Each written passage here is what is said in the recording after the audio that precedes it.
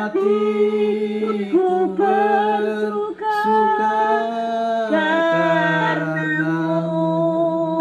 Haleluya, haleluya. Ku mau bersuka, ku mau memujimu Tuhan. Haleluya Yesus, ku menyembahmu, ku memujimu. Haleluya, haleluya. Allah yang hidup, Yesus ya, terima kasih Yesus, Yesus, Engkau mulia, mulia selalu di hati kami. Ku tinggikan, ku muliakan. Haleluya, haleluya. Inilah yang ku renungkan, inilah yang ku renungkan setiap waktu. Nyanyian pujian dan pengagungan kepadamu. Biarlah manis kau dengar Tuhan, manis kau dengar Tuhan, dan hatiku bersuka karenamu. dan hatiku bersuka karenamu. Saya persilakan kepada Bapak Rektor waktu dan tempat. Baik, mari kita berdoa. Tuhan, kami mau membaca, merenungkan sebagian daripada kebenaran firman-Mu. Buka hati dan pikiran kami dengan pimpinan Roh Kudus, bukan saja mengerti, tapi kami siap dikoreksi, ditegur, dikuatkan, diingatkan oleh kebenaran firman-Mu.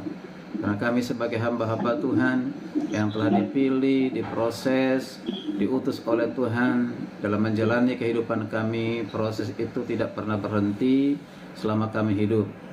Segala proses yang Tuhan berikan kepada kami, Tuhan izinkan untuk membawa kami semakin tangguh, semakin kuat di dalam pelayanan. Terima kasih Tuhan bahwa kami percaya Tuhan tidak pernah meninggalkan kami. Itulah sebabnya sampai saat ini kami ada setia melayani Tuhan karena kekuatan yang Tuhan berikan kepada kami. Kami membaca, merenungkan kebenaran firman, tuntun kami Tuhan, baik yang menyampaikan dan kami hamba Tuhan yang mendengarkan, sama-sama diberkati oleh Tuhan. Terpujilah nama Tuhan. Di dalam nama Yesus, firman yang hidup, kami telah berdoa dan siap membaca, merenungkan kebenaran firman-Mu. Haleluya, amin. Baik, shalom. Shalom. Apakah suara saya jelas?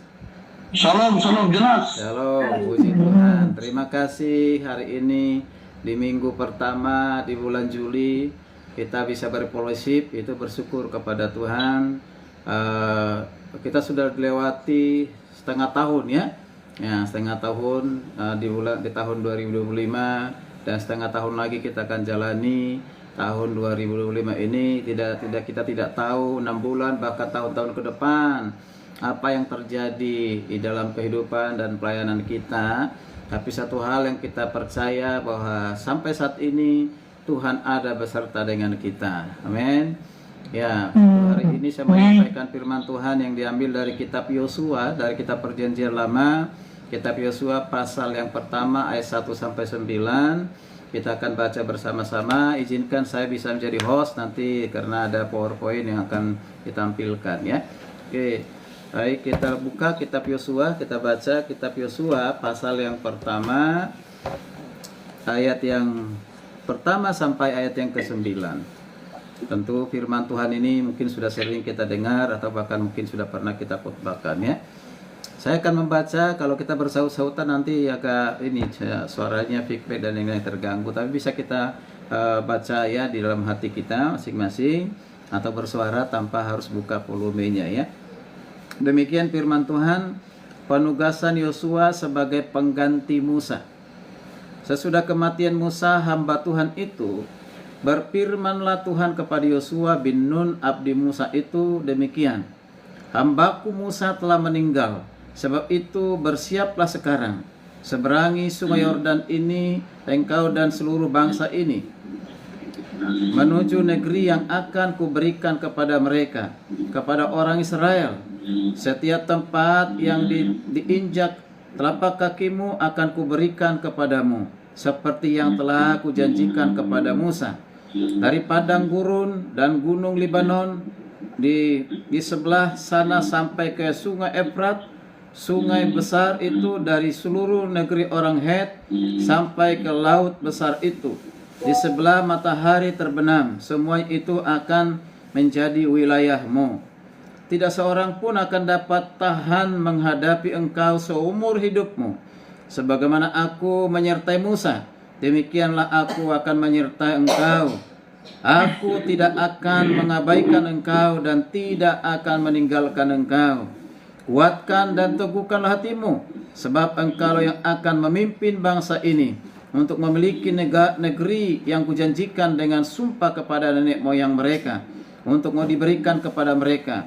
Hanya kuatkan dan teguhkanlah hatimu dengan sungguh-sungguh untuk bertindak dengan seksama sesuai dengan segenap hukum yang diperintahkan Musa hambaku kepadamu. Jangan menyimpang ke kanan ataupun ke kiri, supaya engkau jaya dalam setiap langkahmu. Janganlah engkau lupa menuturkan kitab Taurat ini, tetapi renungkanlah itu siang dan malam, supaya engkau bertindak dengan seksama sesuai dengan segala yang tertulis di dalamnya. Sebab dengan demikian perjalananmu akan berhasil dan engkau akan jaya atau beruntung. Bukankah telah aku perintahkan kepadamu, kuatkan dan teguhkanlah hatimu, janganlah gentar dan kecut hatimu, sebab Tuhan Allahmu menyertai engkau kemanapun engkau pergi. Ya, puji Tuhan. Ya, firman ini tentu sekali lagi sudah pernah kita baca, mungkin juga sudah pernah kita khotbahkan, tetapi saya percaya bahwa firman Tuhan itu selalu dahsyat, berkuasa kapanpun ya kita perlukan. Ya, hari ini saya mau menyampaikan dengan judul khotbahnya ataupun temanya itu adalah hamba Tuhan yang tangguh. Hamba Tuhan yang tangguh. Ya, mengapa saya menyampaikan ini? Tentu ya, yang pertama, supaya kita hamba-hamba Tuhan ini, kalau yang sudah tangguh semakin tangguh ya, atau yang saat ini sedang digoyahkan ya oleh kondisi keadaan ya, baik itu dari internal kita, eksternal kita, sehingga mulai kita tidak semangat lagi dalam pelayanan, mundur dalam pelayanan, tidak lagi fokus dalam pelayanan. Nah, ini membuat kita berarti tidak tangguh ya. Nah, hari ini kita belajar dari kitab Yosua, yang kita tahu siapa itu Yosua. Ya, Yosua itu adalah dari 12 pengintai yang dipilih oleh Musa diutus ke tanah Kanaan, yaitu tanah perjanjian. Dari 12 pengintai itu ada Yosua dan Kaleb. Kita melihat Yosua dan Kaleb ini sudah sekian lama bersama-sama dengan Musa dalam memimpin bangsa Israel keluar dari Mesir menuju ke tanah perjanjian, tanah Kanaan. Setelah meninggalnya Musa, maka Tuhan memilih Yosua. Ada estafet kepemimpinan dari Musa kepada Yosua. Ya, pada Yosua. Pembacaan kita hari ini kita melihat di ayat pertama dan yang kedua itu adalah estafet kepemimpinan. Di ayat ketiga sampai ayat yang keempat itu adalah daerah yang akan diduduki oleh Yosua dan bangsa Israel. Itu sangat jelas. Hari ini kita melihat bersama-sama apa yang mau kita pelajari yang menjadi kekuatan bagi kita dalam hamba Tuhan, supaya kita tetap menjadi hamba Tuhan yang tangguh, yang kokoh, yang kuat dalam menjalani kehidupan kita sehari-hari dan juga pelayanan kita. Izinkan saya untuk share kalau sudah sudah. Oke. Silakan Pak. Sudah ya Pak ya, makasih Pak ya.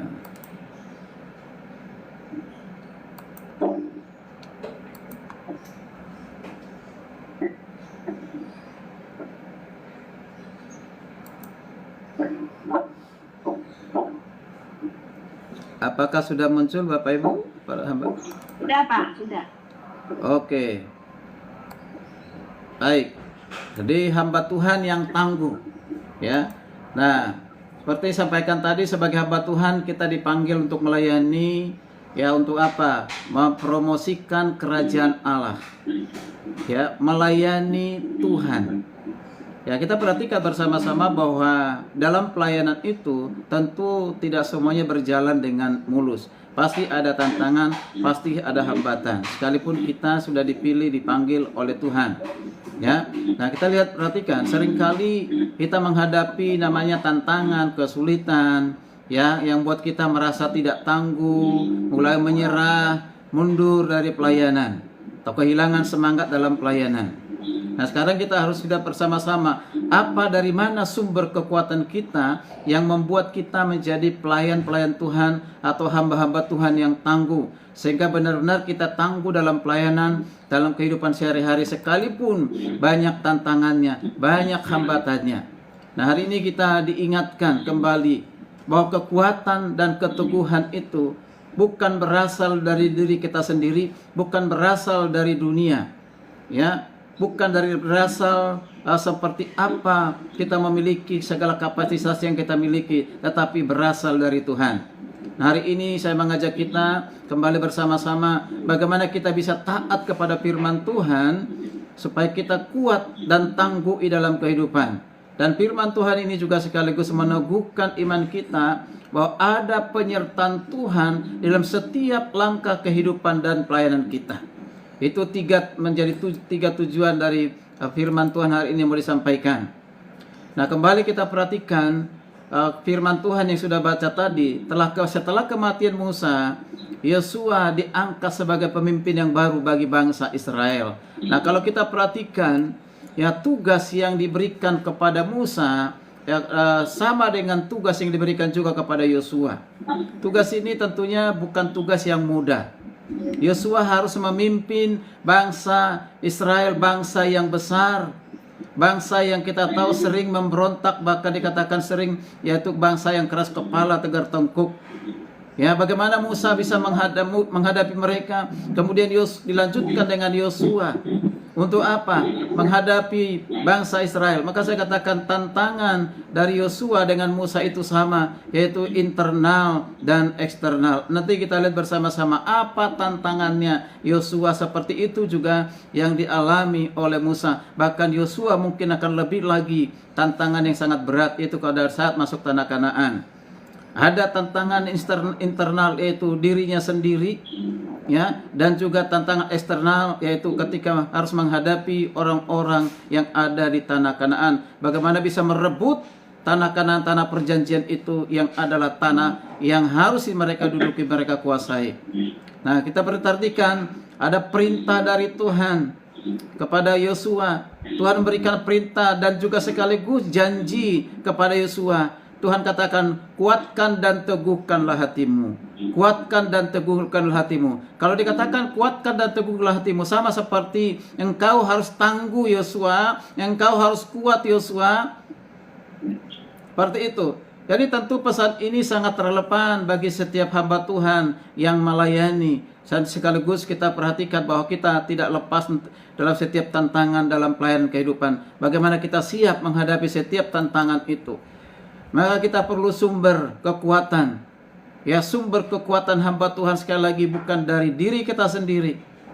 Bukan dari apa yang kita miliki, harta, uang, ya, bukan, atau jabatan. Tetapi sumber kita, sumber untuk supaya kita tangguh dan kuat itu adalah yaitu firman Tuhan. Maka kita harus tahu siapa yang memanggil kita, Mengapa kita dipanggil? Apa tujuan kita untuk dipanggil?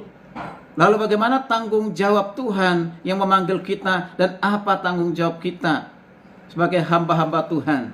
Ini perlu berdasarkan Yosua 1 ayat 1 sampai 9 tadi, paling tidak ada tiga. Ada tiga sumber kekuatan kita supaya kita menjadi hamba-hamba Tuhan yang tangguh. Bukan hamba-hamba Tuhan yang cengeng, mudah menyerah dengan tantangan yang ada. Tapi tetap kokoh dan kuat sekalipun ada tantangan tadi. Mari kita lihat bersama-sama sebelum ketiga hal ini saya menyampaikan mengapa Yosua menerima estafet kepemimpinan itu. Karena dia udah tahu bersama-sama dengan Musa memimpin bangsa Israel keluar dari Mesir dalam perjalanan yang sangat jauh, menempuh perjalanan yang sangat jauh dan juga sangat lama. Tantangan Musa bukan hanya dirinya sendiri yang tidak cakap berbicara. Ada ketakutan, ada keraguan. Tetapi tantangannya adalah menghadapi bangsa Israel, yang bangsa yang keras kepala dan tegar tengkuk. Lalu dia setelah selesai tugasnya, Tuhan memanggil Yosua untuk menggantikan abdi Allah itu, hamba Allah itu, yaitu Yosua. Ya Yosua. Nah, pertanyaannya, mengapa Yosua menerima? Padahal dia sudah tahu banyak tantangannya, banyak hambatannya, banyak kesulitannya. Dia akan menghadapi bukan saja bangsa Israel, dirinya sendiri, dan juga orang-orang yang tanah Kanaan. Tentu Yosua menerima estafet kepemimpinan karena dia tahu siapa yang memilihnya, siapa yang memanggilnya, siapa yang mengutusnya. Yaitu adalah Tuhan nenek moyang mereka itu, Tuhan Abraham, Ishak, Yakub. Itulah Tuhan yang kita sembah, kita puji, kita tinggikan, kita muliakan. Yang memilih, memanggil kita melakukan pekerjaan pelayan Tuhan di gereja atau pelayanan yang Tuhan percayakan kepada kita saat ini, terutama di Klasis King Kemah Injil Gereja Masehi Indonesia. Mari kita perhatikan bersama-sama. Dan sekali lagi, kenapa Musa, maksudnya Yosua mau menerima ya estafet kepemimpinan itu, karena dia tahu siapa yang memilihnya, siapa yang mengutusnya. Maka sekalipun demikian, mau kita perhatikan bersama-sama, Tuhan yang telah memilih memanggilnya itu menguatkan hati Yosua. Maka di ayat 6 sampai 7 yang sudah kita baca tadi, panggilan untuk menguatkan dan meneguhkan hati. Mengapa Yosua harus diteguhkan hatinya? Dengan 3 kalimat yang diulang-ulang, yaitu 3 kali diulang. Tuhan mengulang perintah itu sebanyak 3 kali dengan kata kuatkan dan teguhkanlah hatimu. Kuatkan dan teguhkanlah hatimu. Ini diulang di ayat 6, diulang di ayat 7, di ayat 9 diulang. Mengapa begitu penting diulang ini? Tentu ada maksud dari Tuhan. Pengulangan ini menunjukkan pentingnya keberanian dan keteguhan hati Yosua untuk menghadapi tugas besar yang diberikan oleh Tuhan. Yosua diingatkan untuk tidak menyimpang dari hukum Taurat. Jangan menyimpang ke kiri dan ke kanan. Artinya dibutuhkan ketaatan. Maka itulah kunci keberhasilan Yosua. Mari kita perhatikan bersama-sama mengapa pengulangan ini terjadi. Mengapa Tuhan mengulang 2-3 kali kuatkan dan teguhkanlah hatimu. Tentunya tujuannya adalah agar Yosua tetap fokus, tidak goyah menghadapi tugas yang besar, memimpin musuh yang kuat seperti raksasa dan kota bercorak dewa yang menyembah-nyembahan berhala. Kita tahu ketika mereka masuk ke tanah Kanaan, bukan berarti tanah Kanaan itu kosong, melempem, tidak ada apa-apa. Justru ada di situ orang-orang, ya disebut dengan orang-orang yang penyembahan berhala. Sangat kuat, dewa-dewa yang hebat dalam di sana, dan mereka juga punya militer yang hebat, yang luar biasa. Nah, maka saya katakan tantangan nyata di depan Yosua. Harus sampaikan tantangan Yosua itu yang pertama adalah dari mana? Dari dirinya sendiri. Ada keraguan, ada ketakutan. Tentu ada hal-hal yang membuat dia bisa saja menggoda dia untuk tidak melakukan tugas yang berat itu. Dan itu internalnya buat dirinya sendiri. Kemudian internal yaitu bangsa Israel sendiri, yang sudah melihat bangsa yang bersungut-sungut, yang tegar tengkuk keras kepala, lalu melihat sering mereka ingin kembali ke Mesir. Karena di Mesir mereka makan daging sekalipun diperbudak. Ya, yang menyebabkan Musa tidak sabar ketika mereka merasakan haus dan lapar. Mereka bersungut-sungut. Apakah kau akan mati konyol di pegunungan pasir ini? Lebih baik kami di Mesir. Yosua dengar semua itu. Tapi kita perhatikan bersama-sama, selain tantangan internal itu dirinya sendiri bangsa Israel, tentu tantangan eksternal, yaitu pada saat mereka ke tanah Kanaan, bukan berarti mereka ketika masuk ke tanah Kanaan lalu berjalan mulus begitu saja. Mereka harus menghadapi orang-orang Het yang ada di tanah Kanaan, orang-orang yang sangat besar, raksasa, dan mereka punya militer yang hebat juga. Berarti harus ada peperangan. Nah, kita perhatikan bersama-sama. Maka di sini kita lihat pemimpin besar sebelumnya, Musa telah wafat, Yosua harus mengisi pos besar, harus mengisi pelayanan itu di tengah harapan dan tekanan yang sangat besar juga. Tanggung jawab ya segenap umat Tuhan yang memimpin perang, bahkan mendistribusikan tanah pusaka, semua itu tampak mustahil kalau Yosua melihat kekuatannya sendiri. Kalau dia melihat keadaan bangsa Israel, maka kemungkinan dia bisa mundur kalau itu yang dilihat. Tapi puji Tuhan, makanya Tuhan ingatkan Yosua, yaitu dikatakan teguhkanlah hatimu, kuatkan dan teguhkanlah hatimu. Mari kita perhatikan kata-kata kuatkan dan teguhkanlah hatimu. Kata kuat berarti hasak dalam bahasa Ibrani. Hasak itu artinya penuh semangat dan berani. Hei Yosua, engkau harus bersemangat. Hei Yosua, engkau harus berani. Itu dari kata kuat. Kemudian kata teguh, yaitu amets, yaitu harus mantap, tidak patah semangat. Ya, beberapa hamba Tuhan sudah mulai kehilangan semangat, patah semangat tidak meneruskan menjalankan pelayanannya. Ya, jadi katakan bersama ini kita perhatikan istilah menunjukkan sikap mental yang tangguh, yang kuat, mantap. Kalau sering kita mengatakan menyala, katanya begitu, mantap gitu kan? Ya, berarti tidak gentar saat menghadapi tekanan dan ketidakpastian dalam kehidupan dan pelayanan kita. Maka hari ini kita lihat bersama-sama panggilan untuk menguatkan, meneguhkan hati Yosua itu adalah dikatakan sumbernya apa? Sumber keteguhan itu bukan dari Yosua sendiri, bukan dari Israel, tetapi dari Tuhan. Maka pesan ini bukan menekan kekuatan manusia, melainkan ketergantungan pada Tuhan. Jadi umat Tuhan dan hamba Tuhan sejati itu memperoleh keberanian sejati, yaitu melalui apa? Melalui janji dan penyertaan Tuhan. Ketika Tuhan mengatakan, Tuhan menyertai engkau dimanapun engkau pergi. Tuhan selalu menyertai kita kapanpun, dimanapun, dalam situasi apapun. Bukankah juga janji Tuhan Yesus di amanat agung Matius 28 ayat 19 dan 20, Tuhan berkata kepada para rasul ketika diutus harus menjadi saksi Tuhan. Dikatakan, pergilah, jadikanlah semua bangsa muridku, dan baptislah mereka dalam nama Bapa, Anak, dan Roh Kudus.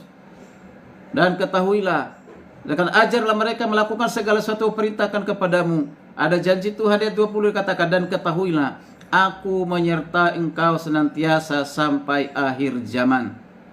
Aku menyertai engkau senantiasa sampai akhir zaman. Artinya setiap saat Tuhan pasti menyertai, melindungi kita bagi hamba-hamba Tuhan, bahkan umat Tuhan. Jadi ini yang pertama. Jadi Tuhan meneguhkan, menguatkan panggilan Yosua supaya jangan sampai dia gentar, takut, tapi yang adalah tangguh dan kuat. Lalu yang kedua, tentu yang Tuhan hendaki dari Yosua supaya apa? Taat kepada firman Tuhan. Taat kepada firman Tuhan itu sebagai kunci keberhasilan. Itulah yang dikatakan di ayat 8 yang sudah kita baca tadi. Jadi Tuhan memerintahkan Yosua untuk tidak lupa memperkatakan atau menuturkan kitab Taurat itu, merenungkannya siang dan malam. Ini menunjukkan bahwa firman Tuhan itu adalah kekuatan dalam hidup kita. Maka saya sering mengatakan, aku kuat karena Tuhan, aku kuat karena firman. Bagaimana kita memperoleh kekuatan itu? Hamba Tuhan jangan membaca Alkitab hanya pada saat mempersiapkan khotbah atau saat kita melayani, tapi makanan kita setiap hari. Seperti halnya kita makan untuk kebutuhan fisik 3 kali sehari, kita harus baca, kita harus merenungkannya. Ya demikian Yosua akan bertindak hati-hati sesuai dengan firman Tuhan yang membawa keberhasilan dalam perjalanan memimpin bangsa Israel. Jadi Yosua diperintahkan untuk apa? Janganlah engkau lupa memperkatakan di Taurat ini, tetapi renungkanlah itu siang dan malam. Untuk apa ini? Ini adalah menegaskan bahwa firman Tuhan bukan sekedar teks pengetahuan mengisi pikiran kita. Tapi firman melainkan supaya apa? Firman Tuhan itu menjadi satu gaya hidup kita. Karena itu harus dibaca, harus diresapi. Supaya apa? Supaya menjadi pedoman dalam setiap tindakan kita. Apa yang kita pikirkan itu akan turun di hati kita. Dan dari hati inilah akan ada tindakan sesuai dengan firman Tuhan. Makanya hamba Tuhan jangan pernah berhenti membaca merenungkan firman Tuhan. Khotbah atau tidak, belum ada jadwal atau tidak, tetap firman Tuhan itu, karena firman Tuhan pasti mengingatkan kita. Artinya kita harus meditasi terus menerus. Diperlukan agar tidak terjadi kekosongan rohani. Bahaya sekali kalau kekosongan rohani. Bisa diingatkan kita ini seperti yang berkarat. Kalau sudah berkarat itu bahaya. Itu yang membuat orang tidak tangguh, mulai lemah dalam pelayanan, mulai tidak bersemangat dan tinggalkan pelayanan. Ya. Jadi kalau hanya sekadar pengetahuan, pasti tidak kita resapi, itu akan membuat kita tetap tidak kuat dengan menghadapi tantangan. Tapi kalau kita percaya seperti teolog Calvin menekankan bahwa tanpa meditasi yang tekun, orang mudah tersandung. Ya, karena apa? Karena ingatan rohani menjadi tumpul karena firman Tuhan sudah kering dalam kehidupan kita. Nah, kita perhatikan, jadi bukan hanya membaca, Yosua juga dikatakan harus bertindak hati-hati sesuai dengan segala yang tertulis di dalamnya. Maka firman Tuhan itu harus mempengaruhi setiap pikiran kita, keputusan kita, tindakan kita. Nah, kalau kita bertindak, kita harus bertindak sesuai dengan firman Tuhan. Kita tanya Tuhan dulu. Setiap kita mengambil keputusan, jangan putusan karena ego kita, keinginan kita, dorongan orang lain. Jangan. Tetapi kita harus bertanya kepada Tuhan. Percayalah, karena kita sering baca firman Tuhan, maka keputusan kita itu tidak mungkin salah. Akan menjadi keputusan yang tepat, sekalipun pasti ada tantangannya. Inilah kunci agar perjalanan akan berhasil dan kita akan beruntung. Mari kita perhatikan kata keberhasilan, keberuntungan itu dari perspektif Alkitab. Jadi jangan sampai kita memahami keberhasilan, keberuntungan itu, oh gereja saya pasti sangat besar bangunannya. Keberuntungan, oh jemaah saya akan ribuan orang. Oh saya akan mendapatkan uang, saya akan mendapatkan pengakuan, saya akan diberkati dengan berlimpah. Apakah itu dimaksud dengan berhasil dan beruntung? Tentu tidak. Kalau itu yang menjadi motivasi kita, hati-hati. Tidak bertahan lama, kita akan mundur dan bubar dalam suatu pelayanan. Jadi bukan pengakuan manusia, bukan karena materi, harta dan uang, maka dikatakan beruntung dan berhasil. Hamba-hamba Tuhan sekarang ini banyak sudah terjebak dengan motivasi itu. Luar biasa. Jadi membuka suatu pelayanan bukan karena penginjilan, tapi karena kepentingan dirinya sendiri supaya diakui dan mendapatkan berkat. Maka hari ini kita belajar bersama-sama apa makna dari kata keberhasilan dan keberuntungan dalam perspektif Alkitab, bukan perspektif manusia. Ya.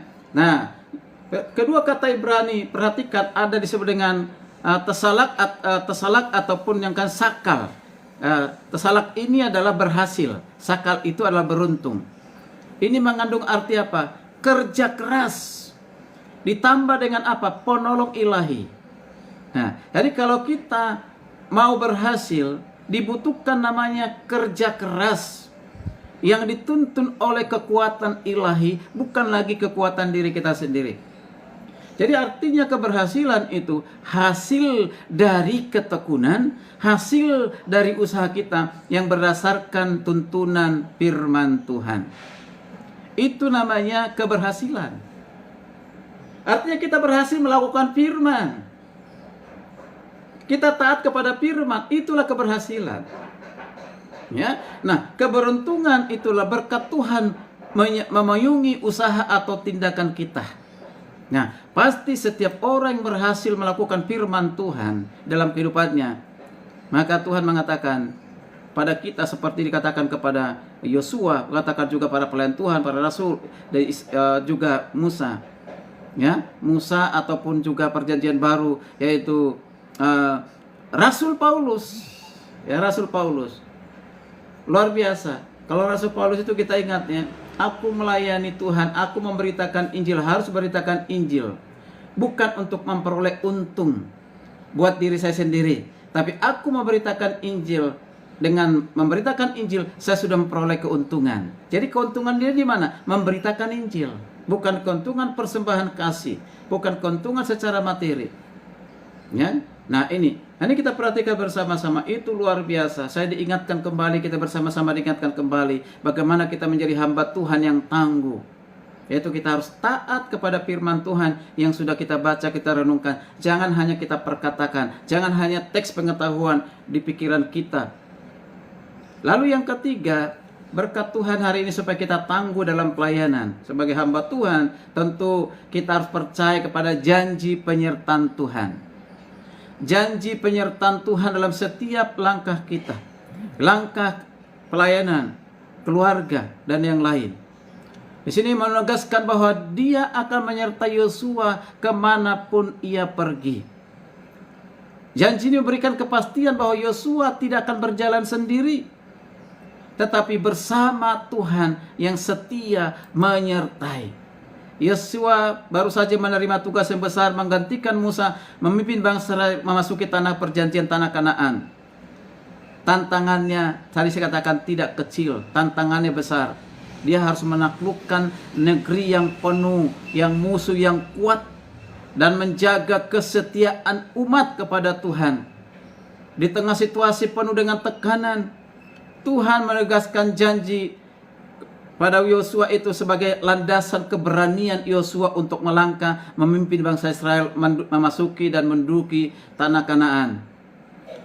Tadi diulang lagi, kita perhatikan, dikatakan 3 kali diulang, teguhkan dan kuatkanlah hatimu. Ini menunjukkan apa?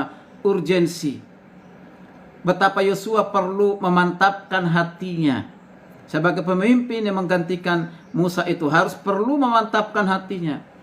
Mengapa? Karena Tuhan tahu potensi ada ketakutan, ada keraguan yang mungkin muncul bagi Yosua.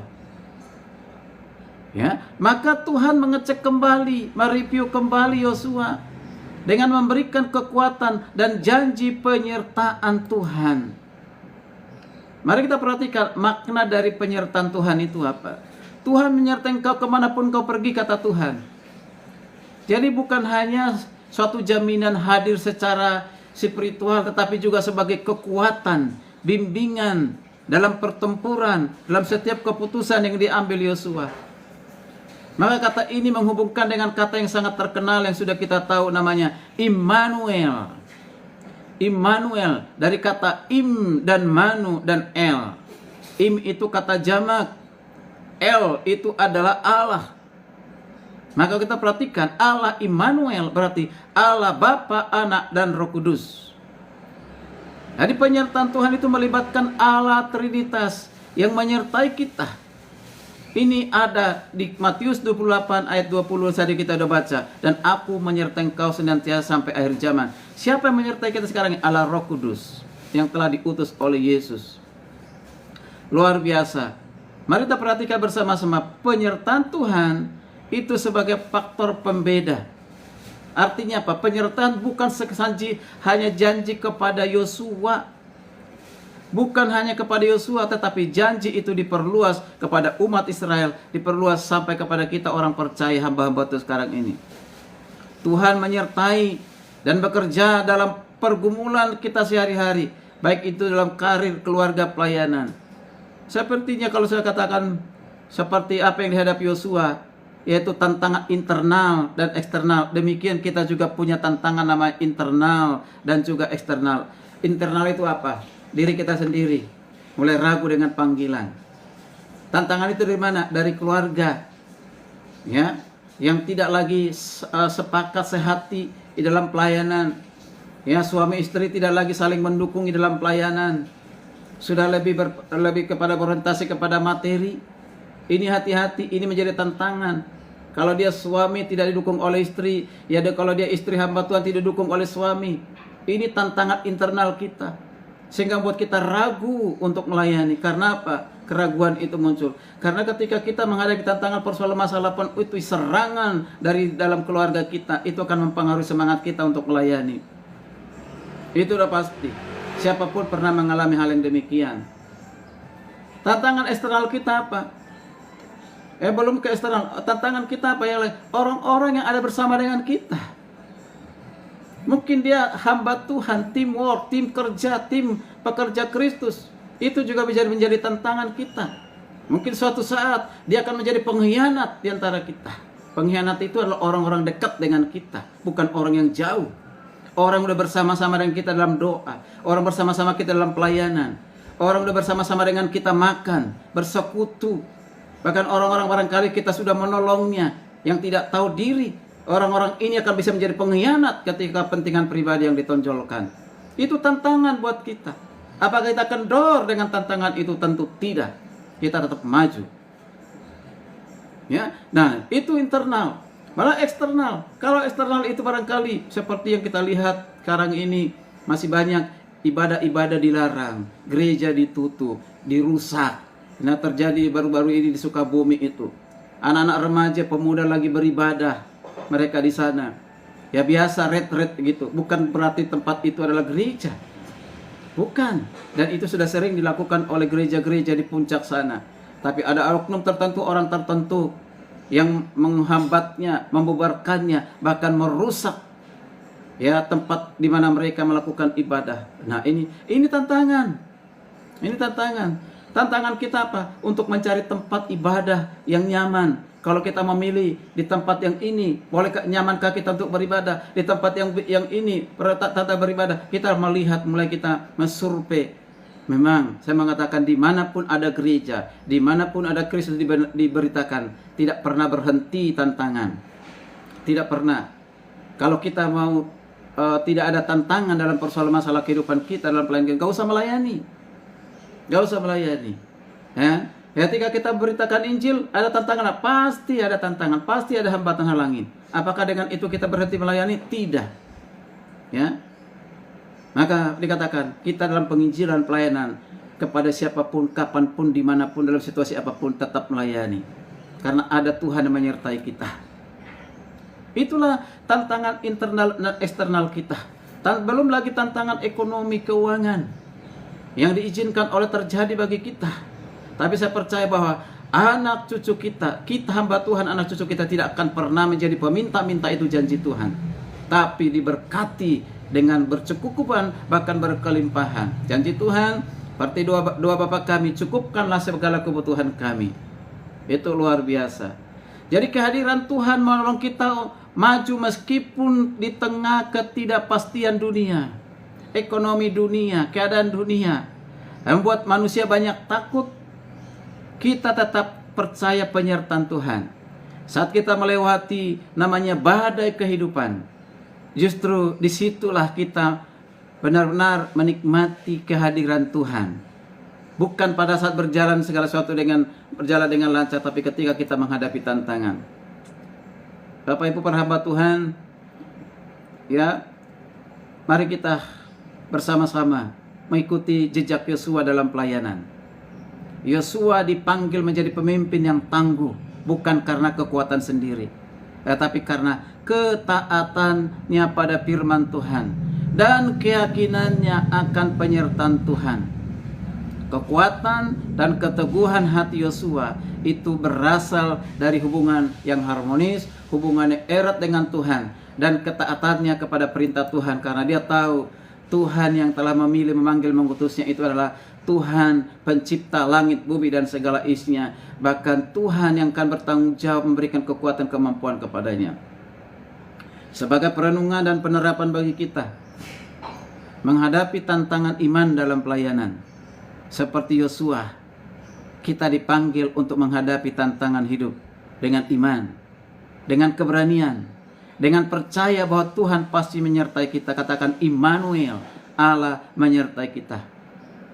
Yang kedua, penerapan dalam kehidupan kita sebagai hamba Tuhan supaya kita tangguh, yaitu pentingnya ketaatan kepada firman Tuhan. Dengan cara apa? Merenungkan, menaati firman Tuhan setiap hari, yang akan membimbing kita mengambil setiap keputusan yang benar. Bukanlah keputusan karena ego kita, dan hidup di dalam kehendak-Nya.